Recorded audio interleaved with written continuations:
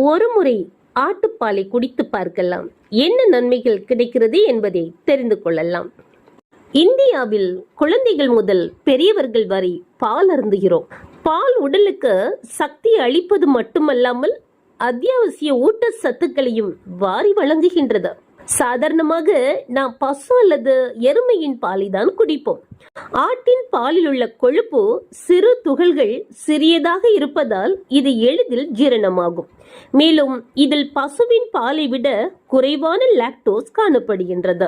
இதில் உள்ள செலீனியம் மற்றும் துத்தநாகம் உடலின் நோய் எதிர்ப்பு சக்தியை அதிகரிக்கின்றது.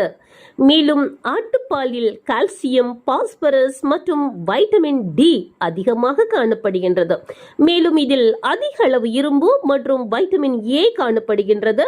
ஆட்டின் பாலையும் சற்று எடுத்துக்கொண்டால் இன்னும் உடல் வலிமையாக இருக்கும் என்பதில் சந்தேகம் இல்லை. நன்றி.